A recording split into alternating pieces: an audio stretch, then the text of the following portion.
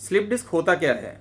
मेरा नाम डॉक्टर हितेश गर्ग है और मैं आर्टेमिस हॉस्पिटल गुड़गांव में ऑर्थोपेडिक स्पाइन सर्जरी यूनिट में को हेड कर रहा हूँ। स्पाइन की प्रॉब्लम्स बहुत ज़्यादा कॉमन हैं। अगर हम देखें तो ऑलमोस्ट हर घर में कोई ना कोई इंसान कमर दर्द से परेशान है और इसके बारे में बहुत सारी धारणाएं हैं, बहुत सारे भ्रम हैं, जिसकी वजह से हम देखते हैं मेरे पास बहुत से मरीज़ आते हैं जो इस पेन को लेके, इस दर्द के साथ दिन अपनी ज़िंदगी बिता रहे हैं और इस दर्द को हम बहुत आसानी से ठीक कर सकते हैं बिना किसी रिस्क के। इसीलिए आज हम इसके बारे में बात करेंगे।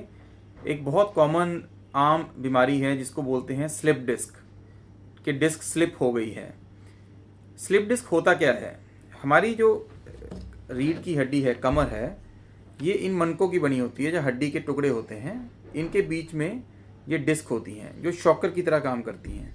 जैसे गाड़ी के अंदर शॉकर होते हैं, वैसे ही हमारी शरीर के अंदर ये डिस्क होती हैं। इसके अंदर एक जेली लाइक मटेरियल होता है, डिस्क के अंदर एक जेली होती है जो इसको शॉक एब्जॉर्बिंग कैपेसिटी देता है। अगर कभी हमें झटका लगता है तो सारे का सारा शॉक ये डिस्क पे पड़ जाता है, डिस्क एब्जॉर्ब कर लेती है, जिसकी वजह से हमारी हड्डी को कोई भी हानि नहीं पहुंचती। इसी रीढ़ की हड्डी के अंदर ही हमारी नसें होती हैं जो हमारे पैरों को कंट्रोल करती हैं, जब हम कह सकते हैं इन नसों से हमारे पैर चलते हैं।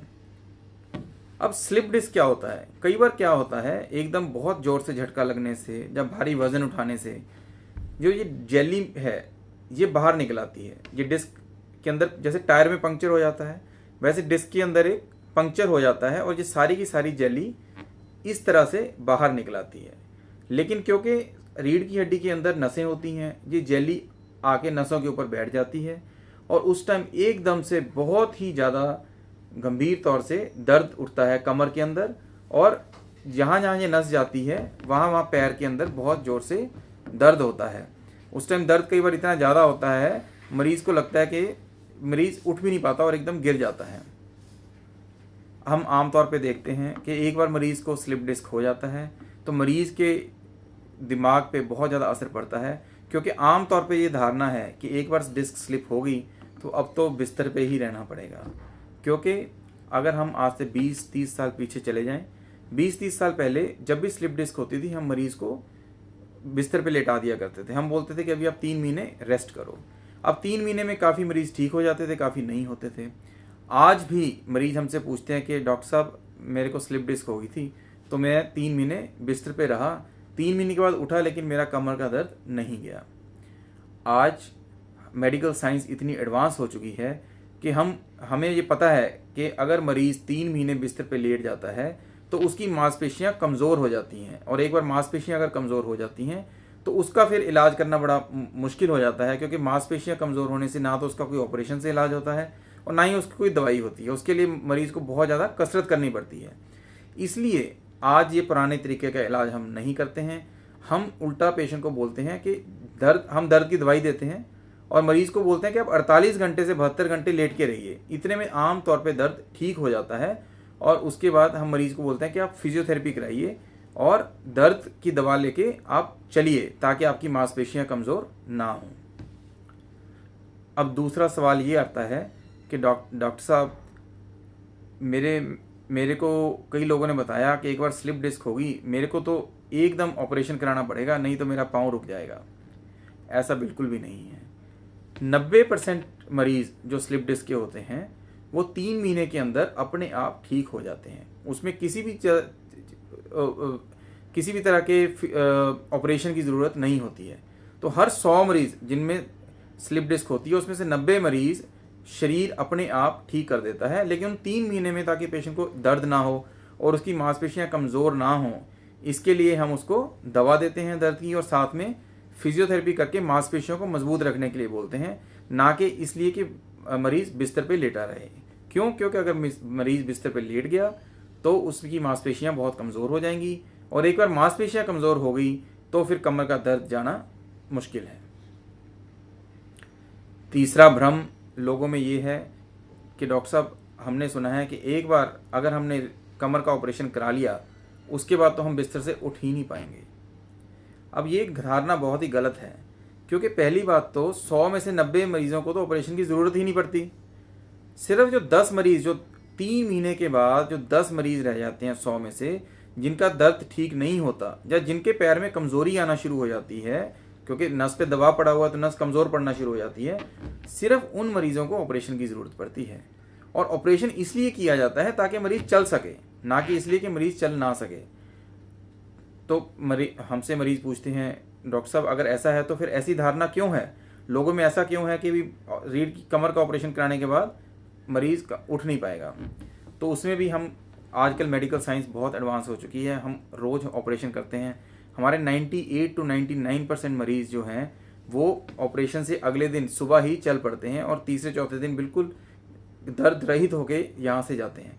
तब ऐसा क्यों था कि पुराने टाइम में ऐसा क्यों माना जाता था कि कमर का ऑपरेशन होने के बाद मरीज़ उठ नहीं पाएगा? उसका मैं एक थोड़ा सा आपको समझाना चाहूँगा।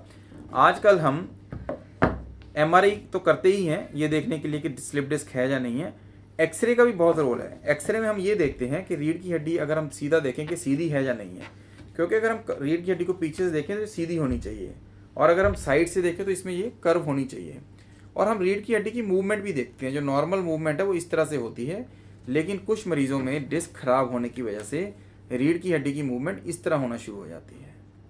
अब जिन मरीजों में कमर की रीढ़ की हड्डी की मूवमेंट इस तरह से होती है, जिसको हम बोलते हैं एबनॉर्मल मूवमेंट, उनमें हम सिर्फ डिस्क निकालने का ऑपरेशन नहीं कर सकते हैं। उन केसों में पुराने टाइम में ये इतना स्टडी हमने नहीं किया हुआ था, तो अगर इन केसेस में हमने डिस्क निकाल दी, उस केस में ये मूवमेंट और बढ़ जाती है और कई बार मरीज को कमर दर्द ज़्यादा बढ़ जाता है। लेकिन आजकल हम ऑपरेशन से पहले ही ये सब स्टडी कर लेते हैं, और ये स्टडी एक्सरे से किया जाता है, ना कि MRI से। जिनमें ये एबनॉर्मल मूवमेंट होती है उनमें हम डिस्क निकालने के बाद एक नई डिस्क, केज बोलते हैं, उसको डालते हैं, जिसके अंदर हम हड्डी भरते हैं और पीछे उसको स्क्रू और रॉड से फिक्स कर देते हैं, इससे ताकि मरीज़ की अलाइनमेंट बनी रहे और जो एबनॉर्मल मूवमेंट है वो ख़त्म हो सके। इससे जो ऑपरेशन है ऑलमोस्ट 98-99% सक्सेसफुल हो जाता है। अब ये भी सिर्फ उन्हीं में किया जाता है जिनमें मूवमेंट एबनॉर्मल होती है। अब जिनमें नॉर्मल मूवमेंट होती है उनके अंदर भी आजकल हम माइक्रोस्कोप से या एंडोस्कोप से ऑपरेशन करते हैं, जिसमें सिर्फ 1 इंच का कट लगता है, और उसमें हम दूरबीन के साथ अंदर जाते हैं। और पहले क्या होता था, पहले जब हम ऑपरेशन करते थे तो ये पूरी हड्डी काटते थे।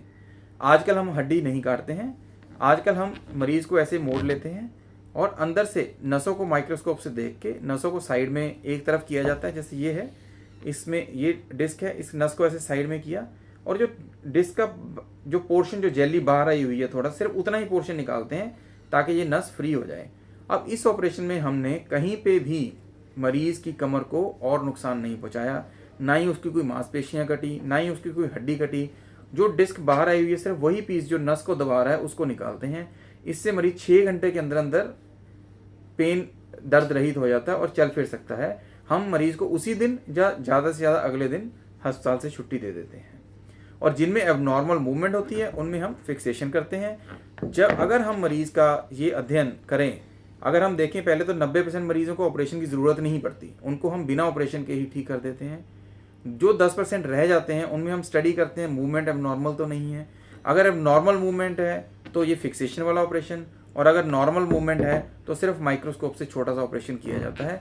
अगर हम इस प्रोटोकॉल को इस्तेमाल करें तो 99% पेशेंट जो हैं, मरीज़ हैं, वो बिल्कुल दर्द रहित नॉर्मल लाइफ जी सकते हैं।